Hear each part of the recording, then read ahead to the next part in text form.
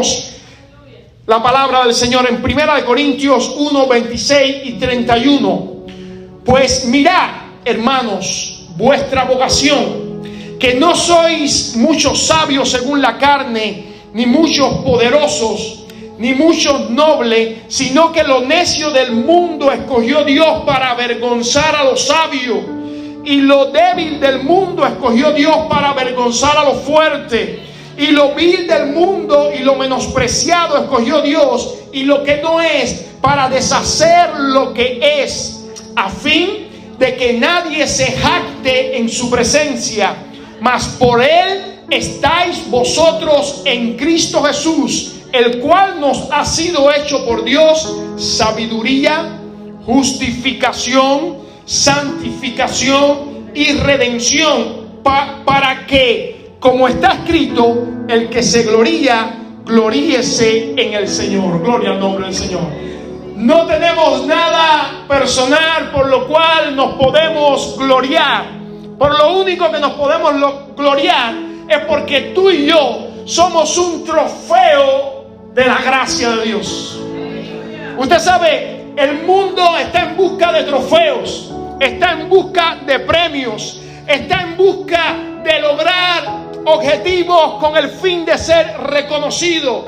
Por ejemplo, en la Copa Mundial de Fútbol en México 1986, el equipo de Argentina le ganó al equipo de Alemania 3-2 y se coronó con la Copa Mundial. Ganó la Copa Mundial bajo el liderazgo de Diego Armando Maradona, uno de los mejores futbolistas de todos los tiempos. Argentina levantó su trofeo, su copa de oro macizo, y estuvo orgullosa de esa copa. Ahora tú y yo somos un trofeo, somos un triunfo, no de un deporte, no del azar. Tú y yo somos un triunfo de nuestro Señor Jesucristo en la cruz del Calvario. Tú y yo somos un trofeo de la gloria de nuestro Señor Jesucristo, de su muerte y de su resurrección. Hay una batalla encarnizada entre el reino de la luz y el reino de las tinieblas. Y la Biblia habla de esa batalla, pero hay verdades teológicas que nos dicen que hay victoria absoluta de Jesucristo sobre el reino del mal. Cuando abrimos la palabra del Señor, vemos la encarnación sobrenatural de Jesús en la tierra, concebido de una manera milagrosa por el Espíritu Santo que lo puso en el vientre de María. Ahí empezó la victoria de Cristo a favor de nosotros. Vemos también la victoria de Jesucristo, el máximo exponente del reino de Dios, versus Satanás, el máximo exponente del reino de las tinieblas. Cuando se enfrentaron en el desierto, Satanás quiso vencerle una y otra vez. Usted conoce la historia, no me quedo en ella, sino que le paso. Satanás le dijo: convierte estas piedras en pan. Llevaba 40 días de ayuno y Jesús le dijo: no solo de pan vivirá el hombre, sino de toda palabra que sale de la boca de Dios. El diablo le llevó al pináculo del templo y le dijo: lánzate, tírate, y usó en esta ocasión un verso de la palabra de Dios, porque a sus ángeles mandará cerca de ti para que tu pie no tropiece en piedra. Y Jesús, que conoce la palabra mejor que el mismo enemigo, le dijo: no tentarás al Señor tu Dios. Y ahora, como no pudo disuadirle, entró en una negociación con Jesús, Satanás, diciéndole: si te postras y me adoras, todos los reinos del mundo te voy a dar. Y Jesús dijo una vez más: al Señor tu Dios solamente adorarás y solo a Él servirás. Tercera verdad teológica: el ministerio impactante, indetenible de Jesucristo. Esos 3 años y medio que sanó enfermo, que libertó endemoniado, que trajo esperanza al afligido, que desató las cadenas de los que estaban atados, que pregonó la buena noticia de salvación, es una evidencia de que Jesús venció sobre el mal. La muerte redentora por toda la humanidad. Cristo Jesús, el Hijo de Dios, el que lo tenía todo, el Santo de los santos, puso su vida por ti y por mí, para que tú y yo fuésemos salvos. No solamente la muerte, sino la resurrección gloriosa de Jesucristo anuncia que tú y yo somos un trofeo de su gracia. Luego el establecimiento, después que Jesús murió, se estableció la iglesia. Ahora ya no era el pueblo de Israel solamente, ni era una de las naciones gentiles. Ahora se establece la iglesia. Hasta el momento no se conocía quiénes son la iglesia, tanto los israelitas como las naciones gentiles, que son las otras naciones que no son los israelitas, que creen en el nombre de Jesucristo. Esos son la iglesia de Dios. Luego, la potestad vigente de Cristo como Salvador. No se ha encontrado otro hombre, otro camino. No se ha encontrado otro hombre en la historia que marcara tanto la historia, dividió la historia en antes de Cristo y después de Cristo. Este no era un hombre común, era el mismo Hijo de Dios que nos apegó a Dios. Y el regreso eminente de Él, el cual la iglesia de Cristo está esperando con una frase en su boca diciendo: Maranata, ven Señor Jesús, vuelve por tu pueblo. Por tanto, tú y yo somos un trofeo de la gracia de Dios. El diablo quiere que tú y yo seamos un trofeo de su mal, que caigamos en el mal. Quiere envolvernos en vicios, en pecados, en enfermedades, en chisme, en conflictos, en pleitos, en divisiones. Pero el Señor quiere bendecirnos con la gracia de su Hijo Jesucristo, el regalo de su Hijo Jesucristo. Y quiero decir, con gracia es gratuito, es un regalo. Tú y yo no tenemos que hacer nada para ser salvos, no tenemos que dar dinero, no tenemos que hacer nada con nuestras propias fuerzas, no tenemos que lograr nada. Solamente debemos encomendarnos, abrir nuestro corazón y decirle al Rey de Reyes y Señor de Señores: ven, siéntate en el timón de mi vida, maneja mi vida, gobierna mi vida, porque yo te acepto como mi único y gran Salvador. Y nos convertiremos en un trofeo de la gracia de Dios. Y hoy quiero que tú y yo veamos en la vida de un hombre en la Biblia. Conocemos esta historia de memoria, pero no sé por qué sentí en mi corazón traerte esta historia sencilla para que tú y yo podamos reconocer una vez más que somos el trofeo de la gracia de Dios. Y es la historia del Gadareno, del endemoniado de Gadareno, el endemoniado Gadareno. Vamos a ver 4 pasos que hizo Jesús para convertir a este hombre, que era una obra del mal satánico, convertirlo en un trofeo, en un premio de la gracia de Dios. Número 1, el Señor Jesús tuvo compasión. La compasión de Jesús, la pasión de Jesús. De hecho, su ministerio se describe así: la pasión de Cristo. La vida de Cristo se describe como la pasión de Cristo. Estaba el Señor Jesús en medio de un avivamiento. Estaban las multitudes siguiéndole cuando decide inesperadamente pasar al otro lado del lago. Y en el medio que están pasando, usted conoce la historia, se queda dormido y viene una gran tempestad. De tal manera que los discípulos se asustan tanto y despiertan al Señor Jesús y le dice: ten misericordia de nosotros porque todos vamos a perecer. Y Jesús calma la tempestad, porque aún los vientos, aún la naturaleza obedece a nuestro Señor Jesús. Pero lo icónico de la historia es que Jesús no quería calmar una tempestad natural, quería calmar una tempestad diabólica, demoníaca, que había en una persona que estaba al otro lado del lago de Genesaret. La persona del endemoniado Gadareno, se llama así este hombre. Cuando Jesús llega a Gadara, que está a 9 kilómetros del otro lado del lago Genesaret, estaba un endemoniado, dice la palabra, describe la palabra, un endemoniado por mucho tiempo. Sufría de una posesión demoníaca severa, no de obsesión, no de manipulación, sino de una total posesión demoníaca. Había muchos demonios en él y las escrituras dicen que él se declaró como que tenía una legión de demonios. Ustedes saben cuánto es una legión. Tenía 6,000 demonios dentro de ese hombre. 6,000 demonios dentro. Estaba alejado de sus seres queridos. No podía hacer vida común. No podía hacer vida natural. Se tuvo que ir al bosque. Vivía entre los árboles. Vivía entre los sepulcros. Vivía en el desierto, en los montes. Porque él estaba completamente desnudo. No podía tener vida social. Andaba atormentado, daba voces terribles, gritando. Ni siquiera podía hablar, solamente emitía gritos. Imagínense, 6,000 demonios le estaban poseyendo. Este hombre intentaron una y otra vez los habitantes de Gadara ponerle grillete, ponerle soga. Pero dice que tenía una fuerza sobrenatural y rompía todos los grilletes, rompía todas las sogas. Nadie le podía controlar. Estaba poseído totalmente. Sin duda, era el terror de la ciudad de Gadara. Nadie le podía ver. Todos tenían un gran miedo por este hombre. Pero lo que me gusta de la historia es que Jesús llega donde no puede llegar ningún hombre.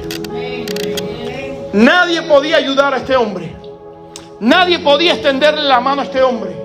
Nadie podía sacar a este hombre de la condición en la que estaba. No había hombre en la tierra que le pudiera sacar de su condición. Pero Jesús sabía que si él pasaba al otro lado y se encontraba con este hombre, solamente la presencia de Jesús iba a liberar a este hombre de esos 6,000 demonios que tenía poseyéndole. Alabado sea el nombre de Jesús.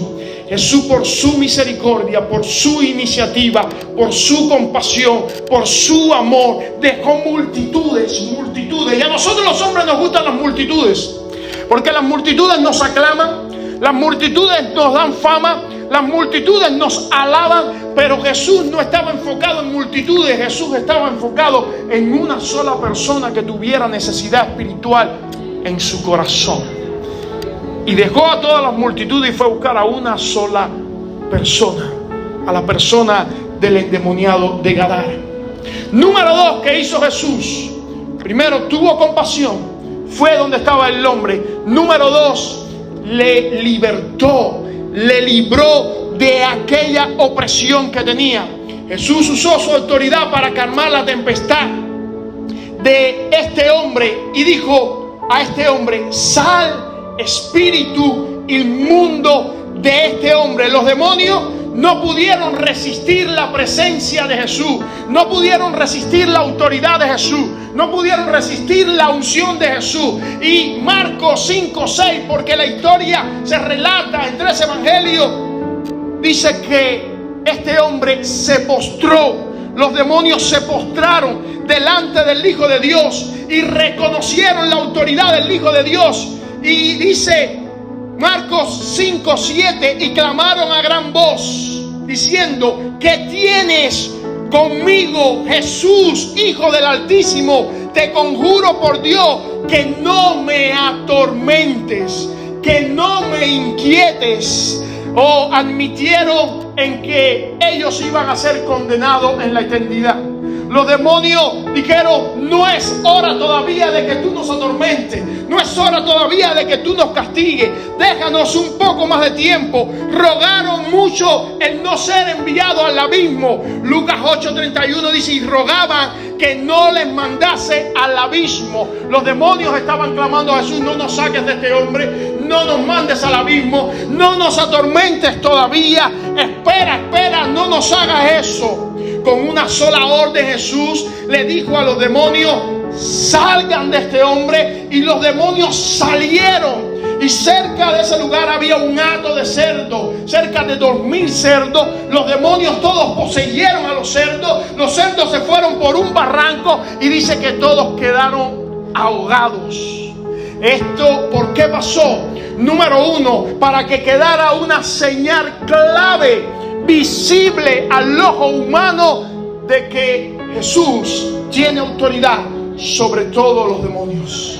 Si Jesús hubiera enviado los demonios que son invisibles al abismo, quizás no hubiese testigo ocular de eso. Pero dice la historia bíblica que los dueños del hato de cerdo salieron corriendo a la ciudad y hablaban de la gran autoridad que tenía Jesús sobre los demonios. Y número 2, esto ocurrió para que se evidenciase el amor que Jesús le tiene a una sola alma.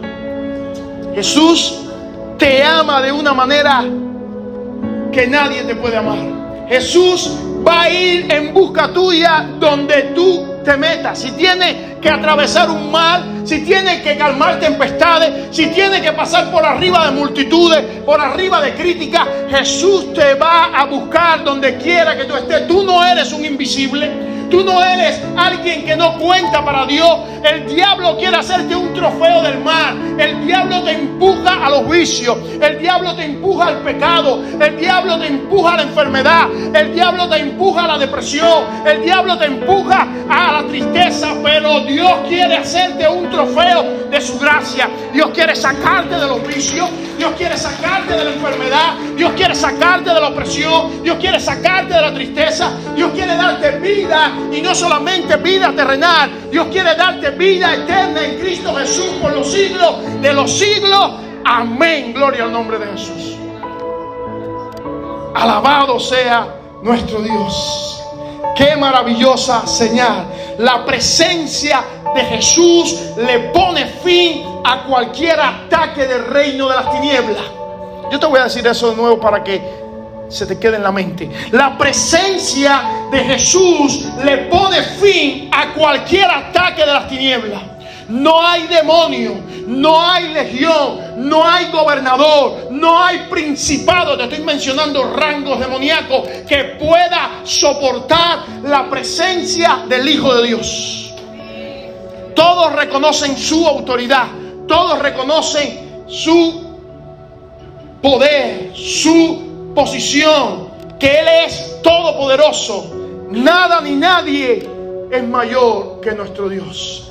Él es todopoderoso, Él es omnipotente, Él es omnisciente, todo lo sabe, y Él es omnipresente, está en todos los lugares. Mediante su Espíritu Santo, Jesús está en todos los lugares. Por tanto, tu necesidad, mi necesidad, tu problema, mi problema, tu enfermedad, mi enfermedad está siendo vista por Jesús, el Hijo de Dios. Restauración, lo tercero que hace Jesús. Una vez liberado, el gadareno no se fue, sino que hizo algo impactante. Lucas 8:35, y salieron a ver lo que había sucedido y vinieron a Jesús y hallaron al hombre de quien había salido los demonios sentado a los pies de Jesús. Este hombre no fue liberado y dijo gracias Jesús y se fue. Este hombre no fue liberado y fue a contarle a otras personas. No, este hombre, después que fue liberado, dice que se sentó a los pies de Jesús. Se acercó a Jesús porque sabía que en Jesús era donde único había solución para todos sus problemas. No solamente se acercó a los pies de Jesús, sino que hay 3 evidencias de que este hombre fue sano, totalmente libertado, totalmente. Dice en Lucas 8:35, estaba sentado junto a Jesús, ahora estaba vestido junto a Jesús y ahora tenía, dice la palabra, un juicio cabal.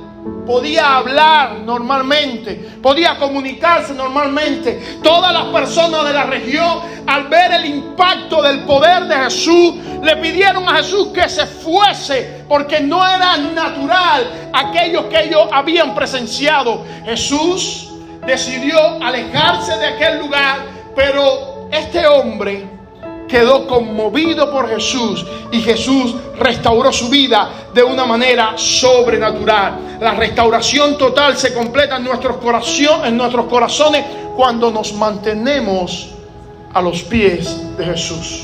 Muchas personas reciben sanidad de sus enfermedades, reciben liberaciones de sus vicios, reciben restauración en su estado de ánimo, reciben restauración en sus emociones, pero se alejan de Jesús y vuelven a caer en un estado, dice la palabra, peor que el estado anterior. Porque lo que te mantiene libre no es la acción que Jesús hizo contigo. Lo que te mantiene libre es que tú estés pegado a Jesús. Porque entre tanto estás pegado a Jesús, ningún mal vuelve a ti, porque los demonios huyen y tiemblan delante de la presencia de Jesús. Qué bueno que tú y yo pudiésemos entender la enseñanza central de esta palabra. No es por nuestros méritos, no es por nuestra conducta, no es por nuestro estilo de vida, no es por lo que hemos logrado, no es por nuestra experiencia, no es por nuestra inteligencia, no es por nuestra fuerza. El mal se aleja de nosotros cuando nos mantenemos pegados a Jesús.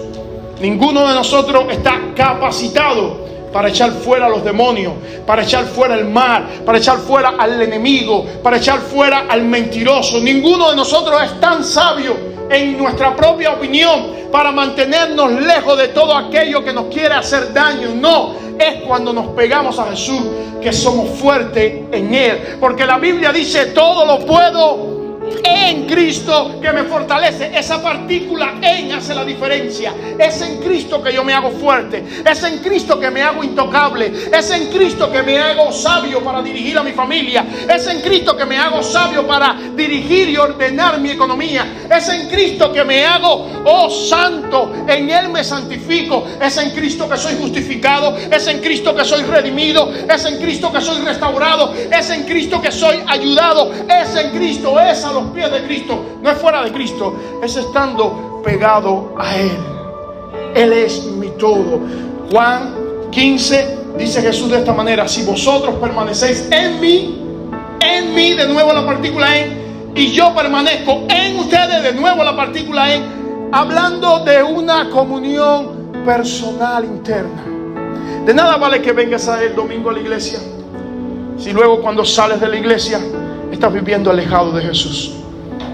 Lo importante es que tu vida esté en unión, en compañerismo, en guianza con Jesús. Que cuando salgas el domingo a tu trabajo, tú le digas a Jesús: dirige mi vida, quiero vivir bajo tus mandamientos, quiero vivir bajo tus preceptos, quiero hablar como tú quieres que yo hable, quiero accionar como tú quieres que yo accione, quiero tomar decisiones como tú quieres que yo decida, porque la palabra dice: y todo lo que hagáis y digáis que pueda glorificar el nombre de nuestro Señor Jesucristo. Jesús comisionó a este hombre y le dijo que fuera y dijera a otros, a su oico, a su núcleo familiar, a sus vecinos, a sus amistades, lo que Jesús había hecho con él. La mejor predicación para las personas que nos rodean no es un buen sermón organizado teológicamente y descrito. La mejor predicación para las personas que nos rodean es nuestro propio testimonio personal. Yo estaba enfermo y Jesús me sanó. Yo estaba triste y Jesús me hizo libre. Yo estaba cautivo y Jesús me liberó totalmente. Yo estaba de esta manera. Cuando usted le habla así a las personas que le rodean, las personas que le rodean dicen: bueno, si Jesús lo hizo contigo, lo puede hacer conmigo también. El testimonio del Gadareno produjo un impacto espiritual en su comunidad. Dice la palabra en Marcos 4:20: todos se maravillaban al ver el cambio que el Gadareno había tenido. Claro, un hombre desnudo, un hombre gritando, un hombre desenfrenado, un hombre que no podía hacer vida común. Ahora lo veían vestido, ahora lo veían hablando y hablando de Jesús, ahora lo veían caminando entre los familiares, entre los vecinos. Un cambio impactante. Poco tiempo después, Jesús regresó a Decápolis. Decápolis era una ciudad de 10 ciudades griegas que habían en esa región, al lado del lago Genesaret. Y cuando Jesús regresó a Decápolis, encontró que había allí un avivamiento, porque este hombre había sembrado la palabra de Dios en aquellas ciudades. Un hombre desahuciado, endemoniado, que no tenía vida normal, que no tenía vida común, un hombre que andaba en los sepulcros, un hombre poseído por 6,000 demonios, un hombre que daba gritos porque apenas podía hablar. Ahora este hombre se había convertido en un testimonio sobrenatural del poder de Dios, se había convertido en el trofeo de la gracia de Dios, de tal manera que hablaba a otros y otros se maravillaban del poder de Jesús. Amado hermano, mientras más mala haya sido tu vida pasada, mientras más perversa haya sido tu vida pasada, mientras más pecadora haya sido tu vida pasada, escucha esto, más brillará la gracia de Cristo en tu vida. Más testimonio tendrás para dar, más alabanza y gloria a Dios podrás dar, porque ya lo que era no eres, sino que serás alguien transformado a la imagen de Cristo. Cuando el diablo venga a recordar tu pasado, cuando el diablo venga a recordar tu historia, cuando el diablo venga a recordar tus pecados, solamente serán pronunciados para glorificar el nombre de Rey de Reyes y Señor de Señores. Dice la palabra del Señor: y todo esto proviene de Dios, quien nos reconcilió consigo mismo por Cristo y nos dio el ministerio de la reconciliación, que Dios estaba en Cristo reconciliando consigo al mundo, no tomándole en cuenta a los hombres sus pecados, y nos encargó a nosotros la palabra de la reconciliación. Así que somos embajadores en nombre de Cristo, como si Dios rogase por medio de nosotros, os rogamos en nombre de Cristo, reconciliados los unos a los otros. Nuestro testimonio personal producirá un impacto espiritual en las personas que nos rodean. Testifica diariamente que tú eres un trofeo de la gracia de Cristo. Que todos puedan ver que tú eres un trofeo de la gracia de Cristo. Cuando alguien quiera alabarte y decirte: oye, pero tú has logrado, pero tú eres, dile: no. Todo lo que ves es un trofeo de la gracia de Dios. Yo era alguien desahuciado, alguien desamparado, alguien lleno de vicio, un pecador empedernido, pero cuando Cristo llegó a mi corazón, todo cambió. Las cosas fueron hechas nuevas. Soy una nueva criatura en Cristo Jesús. El trofeo de oro macizo que ganó el equipo de Argentina solamente le duró 4 años. Cuando Alemania se volvió a enfrentar, Argentina le arrebató el trofeo de la Copa Mundial. Ostentaron esos deportistas esa Copa Mundial por solamente 4 años. Pero déjame decirte algo: tú y yo somos el trofeo de la gracia de Jesús, y nosotros no vamos a durar por 4 años, sino que Cristo levantará el trofeo cuando estemos delante del trono celestial, mostrándole a todos los seres vivientes, a todos los seres angélicos, a todos los moradores del mundo entero, que tú y yo hemos sido un trofeo de la gracia de Dios. Nada ni nadie te podrá arrebatar de la mano de Jesús si tú te entregas verdaderamente a Él, si tú decides vivir completamente en Él. Dios lo hace de una manera sobrenatural. Dios tiene compasión de ti. Dios quiere liberarte. Dios quiere restaurarte. Y Dios quiere comisionarte para que tú prediques el Evangelio. Tú y yo somos un trofeo de la gracia de Dios. Nunca te olvides de eso. Tú y yo somos un premio de Dios. Tú y yo somos un regalo de Dios en Cristo Jesús. Y nada ni nadie nos puede tocar siempre que habitemos cerca de Él. Estemos cerca de Él. El Salmo 91, ¿cómo dice el Salmo 91?